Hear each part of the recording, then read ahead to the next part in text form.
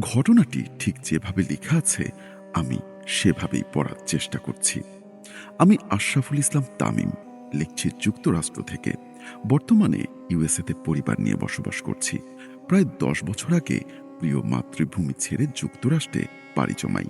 ভালোভাবে জীবনযাপন ছিল উদ্দেশ্য। কিন্তু যত ভালো মনে হোক না কেন, সকল প্রবাসীদের মনে কিন্তু একটা টান থাকে মাতৃভূমির জন্য। আমি আগেই বলে রাখি, আমার ঘটনাগুলো বিচ্ছিন্ন, ছোট, ছোট ঘটনা। অন্যদের মতো অত ভয়ের না।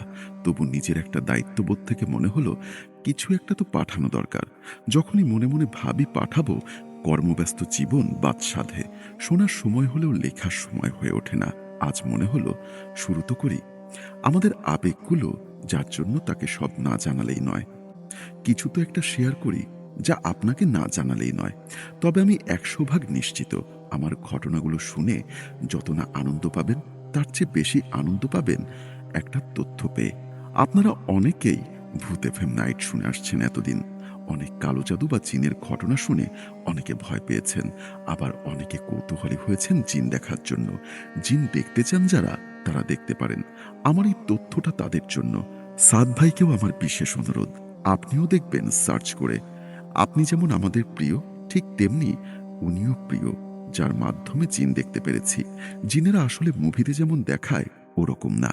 জিনেদের মধ্যে অনেক রকম শ্রেণী আছে। কিছু জিন আছে বামন টাইপের। এরা কালো শ্যাডো টাইপের অবয়ব আকৃতির। এরা এতই কুচকুচে কালো ছায়ার ন্যায় হয়, যাকে কিনা বলতে পারেন জেড ব্ল্যাক। আবার কিছু জিন আছে সরাসরি দেখা যায় না, আগুনের গোলা হয়ে ছুটে চলে, অনেকটা মশালের মতো। আমি সব দেখেছি পাকিস্তানের একটি টিভি শো থেকে।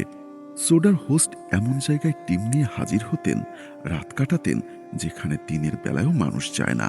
অনেকে ভূত এফএম নাইটে কালো জাদুতে মানুষের শরীরে ব্লেড দিয়ে আঁচড়ের ঘটনা শুনেছেন। ওনার ভিডিওতে উনি এগুলো সরাসরি দেখাতেন।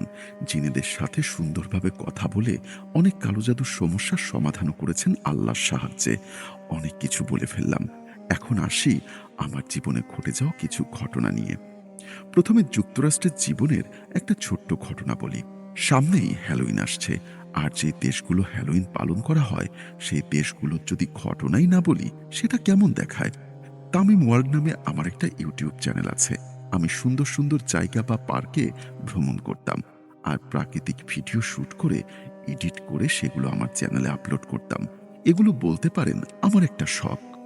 তো এখানে এসে কাজের সূত্রে পরিচয় হয় একটা ছোট ভাইয়ের সাথে। তাকে সাথে নিয়ে সুযোগ পেলেই ঘুরতে যেতাম। আমাদের এখানে প্রচুর পার্ক আছে। বলতে পারেন এত এত পার্ক বানিয়ে রেখেছেন এরা, গুনে গুনে হাঁপিয়ে উঠবেন। তার মধ্যে কিছু কিছু পার্ক আছে অ্যাবান্টেড, যেগুলো আবার ওয়ার্কিং ট্রেলও সহ। আর অ্যাবান্টেড বাকিগুলোর কথা নাই বলি। এগুলো সবাই ইউটিউবে খুঁজলে দেখতে পাবেন।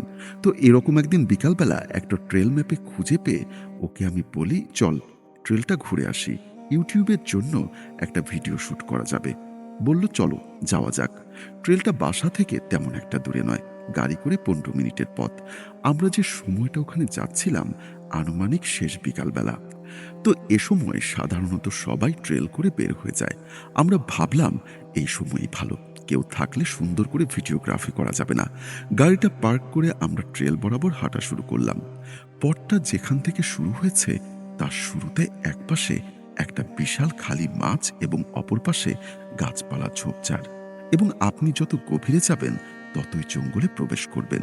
মানুষজন না থাকায় অনেকটা থমথমে ভুতুড়ে পরিবেশ লাগছিল। বরন্ত বিকেলের শেষে সন্ধ্যা নামবে নামবে এমনটা ভাব হতে চলেছে। আমরা ভিডিও শুট করেই যাচ্ছি। জায়গাটা নতুন। শুরুতে বাম দিকে যে গাছগুলো চোখে পড়ে তার মধ্যে প্রত্যেকটা গাছের ডালে দেখলাম ছোট লাল কাপড়ের ফিতার মতো কিছু দিয়ে পুটলি মতো গাঁথা। আমার দেখে হাসি পাচ্ছিল, আর বললাম, এটা আবার কোন পাগলের কাজ। প্রথমে এত কিছু সিরিয়াসলি নেইনি।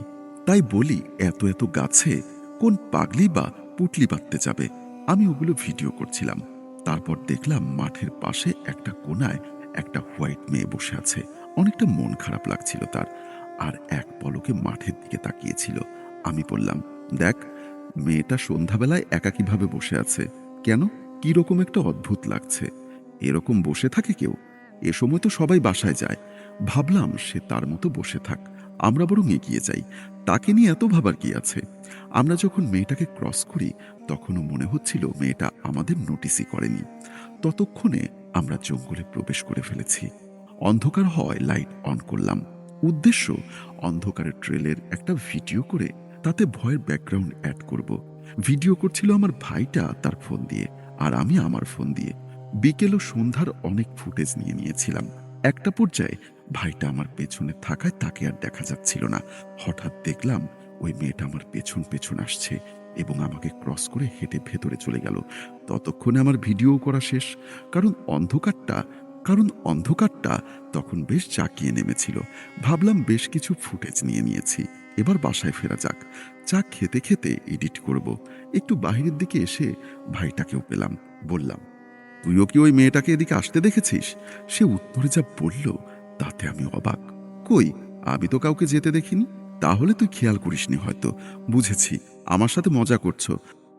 আচ্ছা, মজা যদি করেই থাকি তাহলে ভিডিওতে তো প্রমাণ থাকবে, তাই না? ওই মেয়েটা আমার ভিডিওতে আছে, গাড়িতে চল, দেখাবো। মেয়েটা আমার পেছন পেছন হেঁটে আসছিল। তারপর আমরা পার্কিং লটে এসে গাড়িতে বসে গাড়ির এসিটা অন করে ফোনের গ্যালারিতে গেলাম। গ্যালারিতে ঢুকে আমি তো আরো অবাক। প্রায় 40টা ফুটেজ তুলেছি ওখানেই। সবগুলোই আছে, কিন্তু ব্ল্যাঙ্ক। আগেকার দিনে যেমনটা সিডি হ্যাং করলে টিভিতে কেমন একটা কাট মেরে অর্ধেক সাদা হয়ে যেত, অনেকটা সেরকম হয়ে আছে সবগুলো ভিডিও। প্লে হয় না একটাও। ফোনে আরো অন্যান্য ভিডিও আছে, সেগুলোতেও কোনো সমস্যা নেই। শুধুমাত্র বিকাল 5টার পর যে ফুটেজগুলো এত কষ্ট করে আমি গিম্বল দিয়ে তুলেছি সেগুলোই এমন হয়ে আছে। যদি বুঝতাম গিম্বল অ্যাপ দিয়ে তোলা, তাই এমনটা হয়েছে। তাও না, সরাসরি ফোনের ক্যামেরা দিয়ে তুলেছি। ভাইকে বললাম, আচ্ছা তোর ফোনের গ্যালারিতে যা তো। নাকি তোর ফোনেও একই অবস্থা? সে এত ভালো ক্যামেরা চালাতে পারে না, তাও চেক করলাম। দেখি একই সমস্যা হয়েছে দুজনের ফোনে। বাসায় এসে অনেকগুলো এডিটিং সফটওয়্যার দিয়ে ফরম্যাট চেঞ্জ করে দেখেছি, কোনো অ্যাপই ভিডিওগুলোতে সাপোর্ট করে না। বাধ্য হয়ে ডিলিট করে দেই। শুধু শুধু এত রাতে ভিডিও ফোনের অর্ধেক জায়গা জুড়ে আছে এই সমস্ত ছবি। কি করার? এই ঘটনাটা আমাকে অনেক ভাবিয়েছে। আচ্ছা, এটা কি হতে পারে? প্রত্যেকটা গাছের ডালেই এমন লাল কাপড় কেটে বাঁধা মানে কি? এটা ছিল আমার আমেরিকার জীবনের ছোট্ট একটা ঘটনা। ঘটনা 2, 2022-এ পুরো ফ্যামিলি নিয়ে আমি 7 বছর পর দেশে যাই, বিয়ে করি। তারপর 3 মাস থেকে দেশ থেকে আবার চলে আসি যুক্তরাষ্ট্রে। তারপর 2023-এ আবার যাই। তখন শুধু বাবা সাথে ছিলেন। যেহেতু গ্রামের বাড়ি সিলেট শহর থেকে একটু দূরে, সেহেতু সিলেট শহরের একটা টাওয়ারের 8ম তলায় একটা ইউনিট নেই, পাশে আরো 2টো ইউনিট খালি ছিল। শুনলাম আমাদের যত বাহিরের দেশ থেকে কোনো ফ্যামিলি আসে ভাড়া নেয় এটাই, নয়তো বছরের অনেকটা মাস খালি পড়ে থাকে। বাসার কেয়ারটেকার মুরব্বী ভালো মানুষ, খেয়াল রাখেন। শুধু চাবিটা দিয়ে বললেন, ছাদে যাবেন না, যদি একান্ত কাপড় শুকাতে যেতে হয় কাজের বুয়া আসলে তাকে পাঠাবেন। আমি বললাম, এ কেমন কথা? বিকালেও কি যেতে পারবো না? এত টাকা দিয়ে ভাড়া নিলাম, এই সুযোগটা অন্তত দেন। মুরব্বী বললেন, শুধু আপনি কেন, প্রত্যেকটা ফ্ল্যাটের মালিকেরাই ভাড়া দেওয়ার আগে এটা বলে ভাড়া দেন। আপনারা বাহিরের মানুষ, অনেক কিছু বুঝবেন না, ভালোর জন্য বললাম। ভাবলাম এনাকে বলে লাভ নেই, মালিককে আমি বলবো এবং ছাদে যাব। মালিককে ফোন করলাম, ভাই ছাদে কি যেতে পারবো? ছাদে যাওয়ার নিয়ম তো নেই, তবে হ্যাঁ, কাপড় শুকাতে যেতে পারবেন। বিকালের পর ছাদে তালা দেওয়া থাকে। ছাদের দরজার পাশে একটা ছোট্ট রুম দেখলাম, মনে হয় অনেক বছর খোলাই হয়নি। তারপর যখন বুয়া এলেন কাপড় শুকাতে দিতে যাবেন, বুয়াকে জিজ্ঞাসা করলাম, আচ্ছা এই ছাদের চাবিটা কই রাখেন আপনারা? বুয়া বললেন, চাবি তো ছাদের দরজার কার্পেটের নিচে রাখা থাকে। শুনে আমি অনেক খুশি হলাম, বুয়াকে বকশিসও দিলাম। যাক, এবার ছাদে যাব বিকেলে। বউকে নিয়ে ছাদে গেলাম একদিন। গিয়ে দেখি অবাক করা বিষয়। এ তো দেখি ছাদ বাগান, শুধু কলম করা গাছ, আম, লিচু, পেয়ারা আর কত ফুলের গাছ। বড় বড় ড্রাম কেটে তাতে মাটি ভরে গাছ লাগানো হয়েছে। বড় বড় পানির ট্যাঙ্কি আর ছোট্ট একটা টয়লেট আছে, যেটার দরজা থাকলে সেটি খোলা আর ব্যবহার করা হয়নি অনেক বছর। দেখে তাই মনে হলো। তারপর থেকে অনেক দিন বিকালে ছাদে গিয়েছি। একদিন আমরা ছাদে থাকা অবস্থায় কে যেন আসলেন হঠাৎ, আর আমাদের একটু বিরক্ত স্বরে বললেন, এক্ষুনি নেমে যান। লোকটা দেখলাম বেশ বিরক্ত হয়েছেন। যেহেতু আমরা একদম উপরের তলায় থাকতাম, তাই হয়তো কিছু বলেননি। তারপর নেমে গেলাম, আর এরপর থেকে ছাদের চাবি আর খুঁজে পাইনি। তবে ভয়ের বিষয় যেটা, প্রতি রাতে আনুমানিক ২টোর দিকে যখন শুনশান নীরবতা থাকে, ঠিক তখনই ছাদে একটা বিকট শব্দ হতো ধুম করে। মনে হতো অনেক উপর থেকে বিশাল দেহের কোনো হাতি পড়ল। রোজ একবারই এমন শব্দ হতো। ১ম দিকে ব্যাপারটা নোটিস করিনি। তারপর থেকে রোজই ঘড়ি ধরে অপেক্ষায় থাকতাম আর আমার ওয়াইফকে দেখাতাম। এ সময় আসলে আমার মুখের দিকে তাকিয়ে থাকতেন ভয়ে। আমি বলতাম, "এবার শব্দটা হবে।" হতও তাই। আমার শ্যালকার শাশুড়ি আসার পর উনাদেরও শব্দটা শুনিয়েছি। আমার কাছে মনে হলো হয়তো ছাদে কোনো কিছুর সমস্যা আছে। নয়তো ছাদে যাওয়া এত কঠোর নিষেধাজ্ঞা থাকতে পারে না। বিশেষ করে সিলেটের কথা বলছি। অন্য জেলায় কি হয় জানি না। তবে সিলেটের ছাদে যাওয়া নিষেধ থাকে। এটা আমার জানা ছিল না। ঘটনার দিন তখন আমি খুব ছোট ছিলাম। প্রাইমারি স্কুলে পড়তাম। আর ছোটবেলায় কার না ভালো লাগে নানুর বাড়ি যেতে? আমরাও যেতাম। তখন নানু বাড়িতে অনেক মানুষ ছিলেন।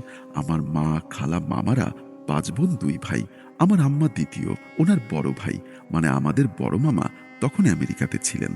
আমাদের বোঝার বয়স হবার পর থেকেই শুনে আসছি। তো এখন কেউ নেই নানু বাড়িতে, সবাই প্রবাসী হয়ে গেছেন। নানা গত হয়েছেন ২০০৫-এ আর নানি গত হলেন ২০২৪-এ। তো এই ছোটবেলায় আমরা যখন নানু বাড়িতে বেড়াতে যেতাম, সব খালারা একসাথে হতেন আর আমরা কাজিনেরা মিলে অনেক মজা করতাম। আমার একজন খালা ছিলেন, আমাকে খুব পছন্দ করতেন। যখনই যেতাম উনার পাশে আমরা ঘুমোবো রাতে। উনার রুমে তখন টেলিভিশন ছিল। সেই টেলিভিশন দেখার লোভে আমিও থেকে যেতাম। তখন ল্যান্ডলাইনের যুগ ছিল। আমাদের নানু বাড়িতে ওই খালায় ছিলেন সর্বেসর্বা। উনাকে দেখতাম আমাকে টিভি অন করে দিয়ে রাত ২টো পর্যন্ত টেলিফোনে বিদেশে আলাপ করতেন।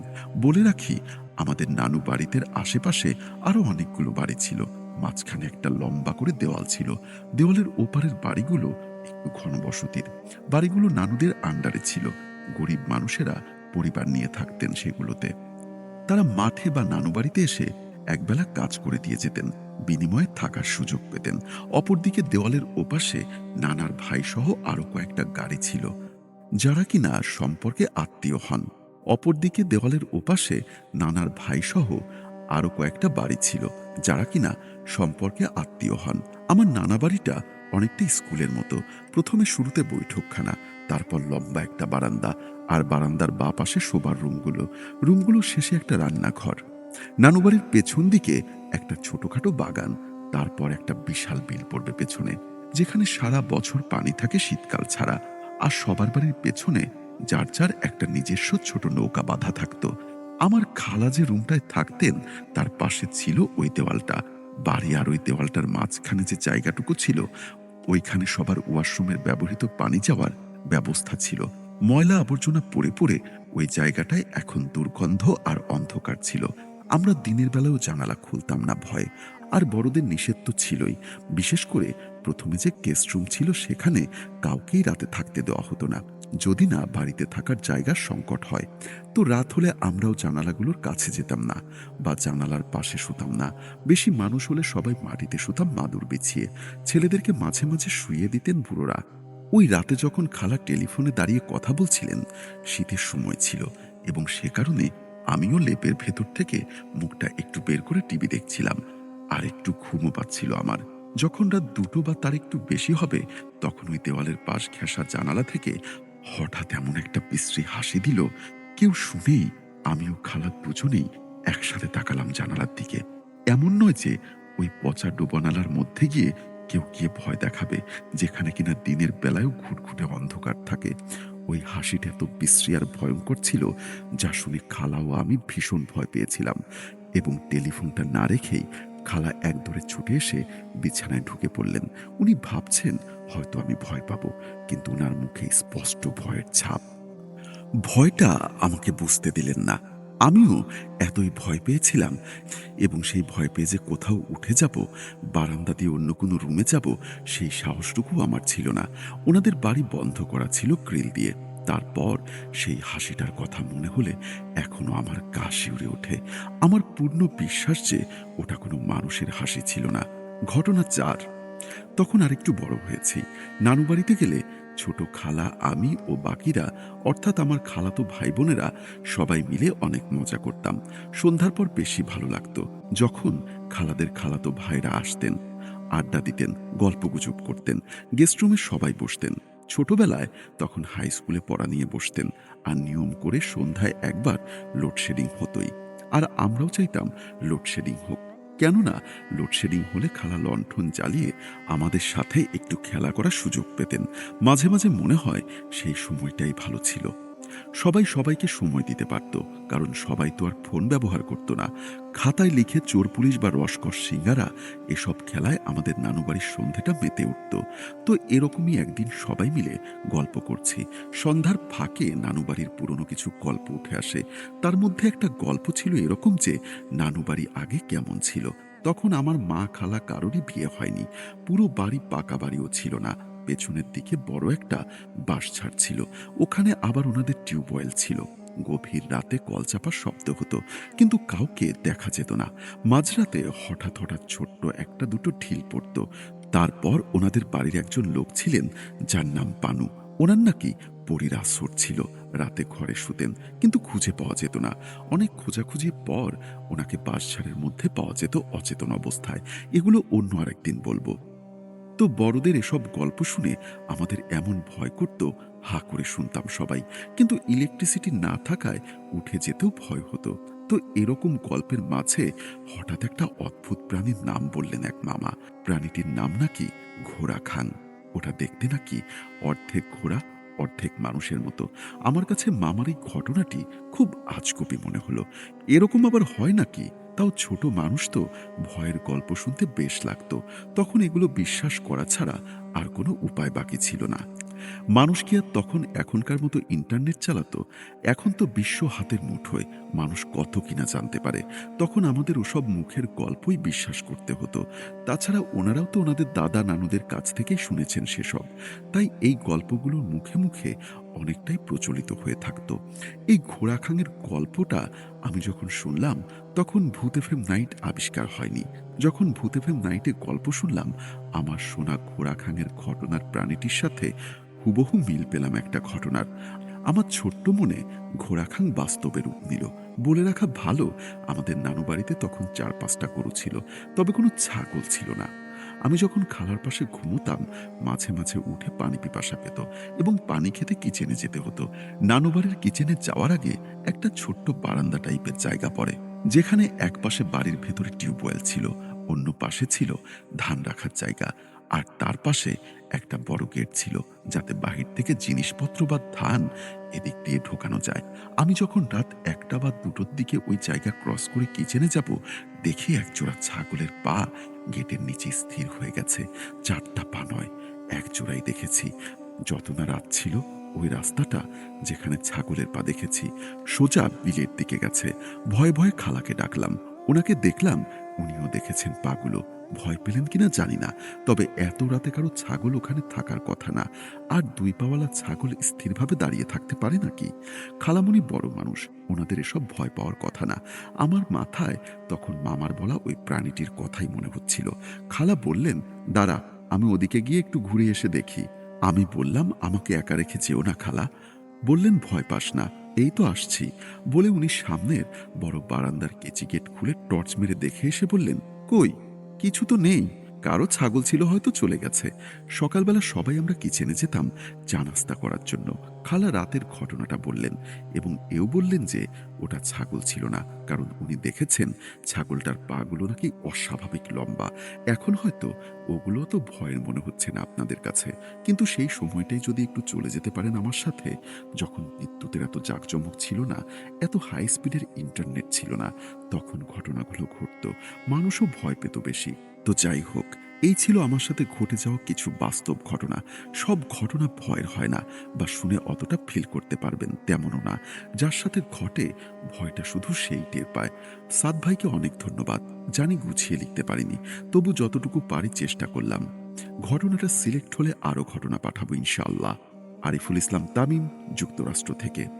থ্যাংক ইউ সো মাচ আপনার এত সুন্দর ঘটনার জন্য। কিন্তু তারপরেও আমি আপনাকে একটু বলব যে ঘটনাগুলো যদি একটু গুছিয়ে লেখেন, তাহলে হয়তোবা ঘটনাগুলো পড়তে অনেক সুবিধা হয়। আশা করি এরপর থেকে ঘটনাগুলো গুছিয়ে লিখবেন। এই ঘটনাটি যারা শুনলেন তাদেরও নিশ্চয়ই ভালো লেগেছে। আপনারা অবশ্যই আপনাদের মন্তব্য জানাবেন এবং তার আগে আপনাদের বলে রাখতে চাই আপনার জীবনে ঘটা যেসব ঘটনাগুলো আছে আপনারা চাইলেই কিন্তু আমাদেরকে পাঠাতে পারেন। সেটার জন্য যেটা করতে হবে সরাসরি ভিডিওর ডেসক্রিপশন বক্সে গেলে আপনারা আমাদের ঘটনা পাঠানোর জন্য ইমেইল দেখতে পাবেন। তো চলুন আর কথা না বাড়িয়ে আমরা চলে যাই আমাদের পরবর্তী ঘটনায়। ঘটনাটি ঠিক যেভাবে লেখা আছে আমি সেভাবেই পড়ে শোনাচ্ছি। আসসালামু আলাইকুম। আমার নাম তাসনিম আলী। ঘটনাটা ২০১৯ সালের নভেম্বরের শেষের দিকের। আমরা ৩ বন্ধু আমি, রাকিব আর সাজ্জাদ। আমাদের ৩ জনেরই বাইক রাইডিং এর নেশা ছিল। উইকেন্ড পেলেই আমরা বাইক নিয়ে বেরিয়ে পড়তাম। সেবার আমাদের প্ল্যান ছিল ঢাকা থেকে বাইক চালিয়ে কক্সবাজার যাব। সাজ্জাদ মূলত প্ল্যানটা করেছিল। ও বলছিল হাইওয়েতে রাতের রাইড নাকি অন্য লেভেলের থ্রিল। আমরা যাত্রা শুরু করেছিলাম রাত ১০টার দিকে। যাত্রাবাড়ি ফ্লাইওভার পার হয়ে যখন হাইওয়েতে উঠলাম তখন রাস্তা বেশ ফাঁকা। শীতের রাত, কুয়াশাও ছিল প্রচুর। লিফটটাকে আমি লিড করছিলাম, আমার পেছনে রাকিব আর সবার শেষে সাজ্জাদ। আমাদের স্পিড ছিল এভারেজ ৭০ থেকে ৮০ এর মধ্যে, কারণ কুয়াশায় বেশি স্পিড তোলা রিস্কি। আমরা ব্লুটুথ ডিভাইস ব্যবহার করছিলাম না, তাই আমাদের কমিউনিকেশন ছিল হর্ন আর ইন্ডিকেটরের মাধ্যমে। কুমিল্লা পার হবার আগ পর্যন্ত সবকিছুই স্মুথ ছিল। আমরা একটা হাইওয়ে রেস্টুরেন্টে ব্রেক দিলাম, চা নাস্তা করলাম। তখন আমরা ইয়ার্কি ফাজলামো করছি। রাত তখন প্রায় ২টো বাজে। আমরা আবার বাইক স্টার্ট দিলাম। ১৪ গ্রাম পার হবার পর রাস্তাটা বেশ নির্জন হয়ে গেল। ল্যাম্পপোস্টগুলো কেমন যেন মিটমিট করে চলছে। মাঝে মাঝে ২-১টা ট্রাক বা নাইট কোচ যাচ্ছে। এছাড়া পুরো রাস্তাতেই শুধু আমরা। সমস্যাটা শুরু হলো চট্টগ্রামের একটু পরে। আমি লুকিং গ্লাসে খেয়াল করছিলাম পেছনে ২ জনের দিকে। হঠাৎ দেখলাম রাকিবের পেছনে থাকা সাজ্জাদের বাইকের হেডলাইটটা অদ্ভুত আচরণ করছে। একবার জ্বলছে আবার নিভছে, যেন লুজ কানেকশন বা শর্ট সার্কিট হয়েছে। কিন্তু অদ্ভুত ব্যাপার হলো যখনই আলোটা নিভছে তখন অন্ধকারের মধ্যে একটা লালচে আভা দেখা যাচ্ছে। প্রথমে ভাবলাম এটা হয়তো পেছনের কোনো গাড়ির ব্রেক লাইটের রিফ্লেকশন বা রাস্তার কোনো সাইনবোর্ডের আলো। কিন্তু ভালো করে তাকিয়ে দেখি না, ওই লাল আভাটা বাহিরের মিটারের ওখান থেকে আসছে না। ওটা যেন বাইকের উপরে বসে থাকা কারো চোখ, এবং সেখান থেকে রিফ্লেকশন হচ্ছে। কুয়াশার মধ্যে দৃশ্যটা ছিল অসম্ভব অস্বস্তিকর। আমি ভাবলাম আমার চোখের ভুল বা হ্যালোসিনেশন। আমি ইন্ডিকেটর দিয়ে সাইড করলাম। রাকিবও আমার পাশে এসে বাইক স্লো করলো। আমরা রাস্তার বাম লেনে সাইড করে দাঁড়ালাম, যেন সাজ্জাদ আমাদের কাছে এসে থামে। আমরা ভাবলাম ওর বাইকে ওয়ারিংয়ে হয়তো কোনো সমস্যা হয়েছে, কিন্তু সাজ্জাদ থামলো না। ওর বাইকটা আমাদের পাশ কাটিয়ে ঝড়ের গতিতে বেরিয়ে গেল। বাইকের ইঞ্জিন থেকে একটা বাজে খড়খড় শব্দ হচ্ছিল, যেন ওটা জোর করেই হায়ার পিএমে চালানো হচ্ছে। আর ওই মুহূর্তে বাইকটা যখন আমাদের ক্রস করলো, ল্যাম্পপোস্টের আবছা আলোতে আমি আর রাকিব যা দেখলাম তাতে আমাদের বুকের রক্ত হিম হয়ে গেল। সাজ্জাদ বাইক চালাচ্ছে, ওর শরীরটা সামনের দিকে ঝুঁকে আছে, যেন ও খুব কষ্টে হ্যান্ডেল ধরে রেখেছে। কিন্তু ওর ঠিক পেছনে, বাইকের পেছনের সিটে কেউ একজন বসে আছে। আপাদ মস্তক কালো চাদর বা বোরখা জাতীয় কিছু একটা দিয়ে ঢাকা একটা অবয়ব। ওটার হাতগুলো সাজ্জাদের পেটের উপর দিয়ে জড়িয়ে ধরা। সবচেয়ে ভয়ঙ্কর ব্যাপার হলো ওই গতিতে ওই কালো কাপড়টা একটু নড়ছিল না, যেন ওটা শরীরের সাথে লেপ্টে আছে। আর ওই অবয়বর মাথাটা সাজ্জাদের কাঁধের উপর রাখা, যেন কানের কাছে ফিস ফিস করে কিছু বলছে। আমরা যখন শেষ স্টপেজে চা খেলাম, সাজ্জাদ একা ছিল। এই মাঝরাতের হাইওয়েতে চলন্ত বাইকে ওর পেছনে কে উঠল। আলিফ দেখল ওটাকে। রাকিবের গলা কাঁপছে। আমি কোনো উত্তর না দিয়ে বাইকের গিয়ার শিফট করলাম। চল, ওকে ধরতে হবে, সাজ্জাদ বিপদে পড়েছে। আমরা ছুটলাম ১১০ স্পিডে, বাইক ছুটিয়ে দিলাম। কিন্তু অদ্ভুত ব্যাপার, সাজ্জাদের ১৫০ সিসির বাইকটা আমাদের নাগালের বাইরে চলে যাচ্ছিল। আমরা প্রায় ৩-৪ কিলোমিটার হাই স্পিডে চালানোর পর দূরে ঘুরে দেখলাম রাস্তার পাশে একটা বাইক কাত হয়ে পড়ে আছে। হেডলাইটটা তখনও চলছে, তবে আলোটা খুব ম্লান হয়ে গেল। হয়তো ব্যাটারি ডাউন হয়ে গেছে। আমরা হার্ট ব্রেক করলাম। বাইক স্ট্যান্ড করার আগেই লাফিয়ে নামলাম। দেখি সাজ্জাদ রাস্তার পাশের ঢালু ঘাসের উপর বসে আছে। ও ধর করে কাঁপছে, যেন ওর শরীরে খিঁচুনি উঠেছে। ওর হেলমেটটা পাশে পড়ে আছে। আমি দৌড়ে গিয়ে ওকে ধরলাম। সাজ্জাদ, কি হয়েছে? তুই বাইক ফেলে দিলি কেন? আর তোর পেছনে কে উড়ে গেছিল? সাজ্জাদ আমার দিকে তাকালো। ওর চোখ দুটো জবা ফুলের মতো লাল হয়ে আছে। হয়তো বাতাসের ঝাপটায় বা কান্নার কারণে ও আমার জ্যাকেট খামচে ধরল। ওর হাত বরফের মতো ঠান্ডা। ওটা মানুষ ছিল না, ওটা মানুষ ছিল না রে ভাই। সাজ্জাদের গলা দিয়ে স্বর বের হচ্ছিল না। কে ছিল? কি বলছিস? আমি ঝাঁকুনি দিলাম। সাজ্জাদ ঢোক গিলে বলল, আমি যখন তোদের ফলো করছিলাম হঠাৎ মনে হলো বাইকটা খুব ভারী হয়ে গেছে। মনে হলো পেছনের সিটে কেউ ধপ করে বসলো। আমি ভাবলাম তোরা হয়তো কেউ মজা করছিস বা কিছু একটা, কিন্তু তারপর আমি অনুভব করলাম আমার পিঠের সাথে কেউ লেপ্টে আছে। তার শরীরটা আগুনের মতো গরম। সেই গরম আমার জ্যাকেট ভেদ করে চামড়ায় গিয়ে লাগছিল। রাকিব জিজ্ঞাসা করলো, তুই থামলি না কেন? থামবো কি রে ভাই? আমি যখনই ব্রেক করতে গেলাম তখনই আমার কানের কাছে একটা আওয়াজ আসলো, থামবি না। কথাটা শুনে আমার গায়ের লোম দাঁড়িয়ে গেল। সাজ্জাদ উঠে দাঁড়িয়ে গেল। ওর জ্যাকেটের পেছনের দিকটা আমাদের দেখালো। বলল, বিশ্বাস হচ্ছে না তো? এই দেখ। আমি মোবাইলে টর্চ চালালাম। রাকিব লাইট মারল। আমরা দেখলাম সাজ্জাদের গ্রে কালারের উইন্ডো ব্রেকারে পিঠের উপর দুটো হাতের ছাপ। জ্যাকেটটা গলে যায়নি, কিন্তু সেখানে কালো তেল চিটচিটে দাগ লেগে আছে। মনে হচ্ছে কেউ কাদা মাখা বা নোংরা হাত দিয়ে চাপড়ে ধরেছিল। সাজ্জাদ যন্ত্রণায় কুকড়ে যাচ্ছিল। সাজ্জাদ বলল, আমার পিঠ চলছে আলিফ, মনে হচ্ছে বরফ দিয়ে কেউ ঘষে দিচ্ছে। আমি জ্যাকেটটা একটু তুলে ধরলাম। সাজ্জাদের পিঠের চামড়ায় কাল শিটে পড়ে গেছে, ঠিক যেমন কোথাও জোরে বাড়ি খেলে রক্ত জমাট বেঁধে যায়। একটা ক্রস বাইট না হলেও প্রচন্ড চাপে এই অবস্থা হয়েছে। সাজ্জাদ কাঁদো কাঁদো গলায় বলল, আমি যখন বাইক ফেলে দিলাম, মানে আমি ভয়ে বাইক স্লাইড করেছিলাম, তখন জিনিসটা আমার বাইক থেকে নামলো। নেমে সে ওই গাছটার দিকে গেল, কিন্তু সে হাঁটলো না আলিফ। জিনিসটা চার হাত পা ছড়িয়ে টিকটিকির মতন ওই গাছটার দিকে চলে গেল। সাজ্জাদ আঙ্গুল দিয়ে রাস্তার পাশের একটা রেন্ডি গাছ দেখালো। আমার মনে হলো গাছের উপরের ডালপালার মধ্যে কিছু একটা নড়াচড়া করছে। বাতাসের শোষো শব্দের মাঝেও যেন একটা চাপা হাসির শব্দ ভেসে আসছিল। আর বললাম, এখানে আর এক মুহূর্ত থাকা যাবে না, জায়গাটা খারাপ। সাজ্জাদ, তুই আমার বাইকে বস। রাকিব, তুই সামনে থাক। আমরা সোজা কোনো লোকালয়ে থামবো। সাজ্জাদের বাইক স্টার্ট নিচ্ছিল না, কিক দিয়েও কাজ হচ্ছিল না। আমরা বাইকটা ঠেলে রাস্তার একটু সাইডে ঝোপের আড়ালে রাখলাম। একসময় নিয়ে যাওয়া যাবে, যখন যান বাঁচানো ফরজ। আমরা আবার রওনা দিলাম। আমি বাইক চালাচ্ছি, সাজ্জাদ আমার পেছনে বসা। ও আমাকে এমন শক্ত করে ধরে আছে যে আমার পাঁজরের হাড় ব্যথা করছিল। ও সমানে বিড়বিড় করে দোয়া পড়ছে। রাকিব আমাদের সামনে। আমার স্পিড আমি খুব একটা বাড়ালাম না। মিনিট 10 যাবার পর আমরা একটা কালভার্টের উপর দিয়ে যাচ্ছিলাম। হঠাৎ দেখলাম রাকিবের বাইকটা চিকচ্যাক করছে, মানে ওর ডানে বামে তুলছে। আমি হর্ন দিলাম, রাকিব, রাকিব, কি করছিস? সোজা চালা। হঠাৎ করে আমার হেলমেটের ভেতরে ইন্টারকামটা ক্যাচ ক্যাচ শব্দ করে চালু হয়ে গেল। রাকিবের গলা শোনা যাচ্ছে। ও চিৎকার করছে না, কিন্তু গলার স্বরটা ঠান্ডা।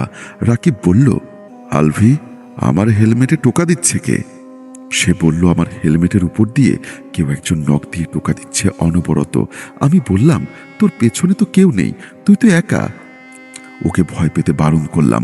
রাকিব জানালো সে জানে সে একা, কিন্তু শব্দটা নাকি সে শুনতে পাচ্ছে। আর লুকিং গ্লাসে কেউ নেই, কিন্তু ওর হেলমেট দিয়ে একটা রিফ্লেকশন দেখতে পাচ্ছে। আর সেটা নাকি ওর মুখের রিফ্লেকশন না, অন্য কারোর মুখটা চ্যাপটা, নাকটা থেতলে দেওয়া, আর চোখ দুটো জল করছে। কথাটা শেষ হতে না হতেই রাকিবের বাইকটা রাস্তার বাম পাশের রেলিংয়ে ঘষা খেল। ও হয়তো ভয়ে হ্যান্ডেল ছেড়ে দিয়েছিল বা নিয়ন্ত্রণ হারিয়েছিল। বাইকটা স্টিক করে রাস্তার পাশের মাটির ডালে গড়িয়ে পড়ল। খুব গভীর খাদ না, কিন্তু বাইকটা উল্টে গিয়ে রাকিবের পায়ের উপর পড়ল। আমি চিৎকার করে হার্ট ব্রেক করলাম। বাইক স্কট করে থামলো। আমি আর সাজ্জাদ বাইক ফেলে দৌড় দিলাম ডালের দিকে। জায়গাটা ঘুটঘুটে অন্ধকার, নিচে আগাছা, জঙ্গল আর পাথর। আমরা টর্চ জেলে নামলাম। বাইকটা রাকিবের পাশেই পড়ে আছে। রাকিব গঙ্গাচ্ছে। আমরা দুজনে মিলে বাইকটা সরালাম। ও নড়তে পারছে না। হেলমেটটাও খোলার চেষ্টা করছে পাগলের মতো। আমি হেলমেটটা খুলে দিলাম।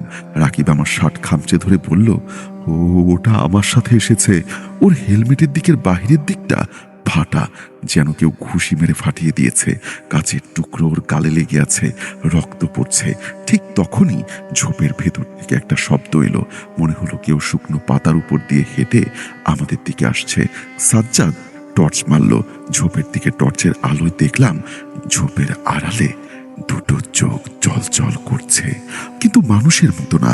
আমি রাকিবকে কাঁধে তুলে নিলাম। সাজ্জাদ, ধর ওকে, আমাদের উপরে উঠতে হবে চলতি। আমি রাকিবকে ধরাধরি করে রাস্তায় তুললাম। রাকিবের পায়ে মারাত্মক চোট লেগেছে, ও দাঁড়াতে পারছে না। হাইওয়ে তখন একদম ফাঁকা, কোনো গাড়ি নেই আমাদের সাহায্যের জন্য। আমরা এদিক ওদিক তাকালাম। হঠাৎ দূরে একটা ট্রাকের হেডলাইট দেখা গেল। ট্রাকটা আমাদের দিকে আসছে। আমি রাস্তার মাঝখানে গিয়ে দাঁড়ালাম, হাত পা নাড়াতে লাগলাম। হেল্প, থামান। অ্যাক্সিডেন্ট বোঝানোর চেষ্টা করলাম। ট্রাকটা হর্ন বাজালো, অনেক জোরে হর্ন, কিন্তু থামলো না।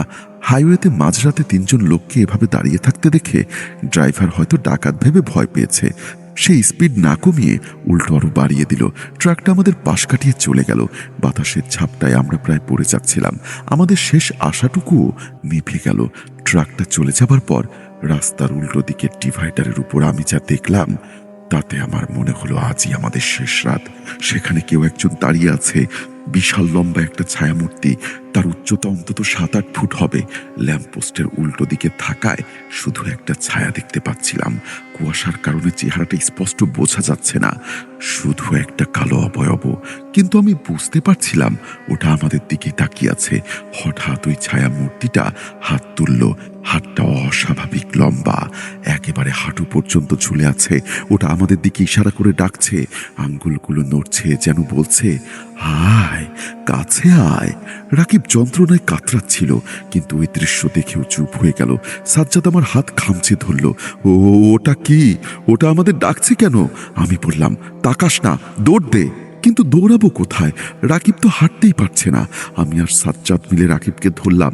ওই বিশাল ছায়াটা ধীরে ধীরে ডিভাইডার থেকে নামছে। ওটা যখন রাস্তায় পা দিল, মনে হলো ওটার হাঁটার ভঙ্গিটা খুব অদ্ভুত, যেন ওটার পায়ে কোনো হাড় নেই। আমাদের জানের মায়া বড় মায়া বলে উল্টো দিকে, মানে রাস্তার পাশের ফসলের জমির দিকে দৌড় দিলাম। কাটা ছোপে আমাদের শরীর ছিঁড়ে যাচ্ছিল, প্যান্ট ছিঁড়ে যাচ্ছিল, কিন্তু থামার কোনো উপায় নেই। আমি দৌড়াতে দৌড়াতে একবার পেছনে তাকালাম। দেখলাম সেই ছায়ামূর্তিটা রাস্তার পাশে দাঁড়িয়ে আছে। ওটা ওই ফসলি জমিতে নামেনি, শুধু রাস্তার ধারে দাঁড়িয়ে আমাদের দিকে তাকিয়েছিল, যেন ওটা জানে আমরা বেশি দূর যেতে পারবো না। কিছু দূর যাবার পর আমরা একটা গ্রামের কাঁচা রাস্তা পেলাম। সেখানে একটা ছোট্ট টিনের মসজিদ ছিল। মসজিদের ইমাম সাহেব ফজরের আজানের জন্য উঠেছেন। আমাদের এই অবস্থা দেখে উনি এগিয়ে এলেন। আমরা ওনাকে অ্যাক্সিডেন্টের কথা বললাম, সেই অবয়বের কথা বললাম না। উনি আমাদের সাহায্য করলেন, স্থানীয় এক পল্লী চিকিৎসকের কাছে নিয়ে গেলেন। রাকিবের পায়ে প্রাথমিক ব্যান্ডেজ করা হলো। বাইকগুলোর ব্যাপারে আমরা তখন কোনো রিস্ক নেইনি। মসজিদের ইমাম সাহেবের পরিচিত এক মেকানিকের গ্যারেজ ছিল কাছেই। আমরা অনুরোধ করে বাইকগুলো ওনার গ্যারেজে তালাবদ্ধ করে রাখলাম। চাবি আমরা আমাদের নিজের কাছেই রাখলাম। ইমাম সাহেব বললেন, তোমরা সুস্থ হয়ে তারপর বাইক নিয়ে যেও। জানের ভয়ে আমরা বাইকের মায়া ত্যাগ করলাম। আমরা একটা প্রাইভেট অ্যাম্বুলেন্স ভাড়া করে রাকিবকে নিয়ে ঢাকায় ফিরলাম।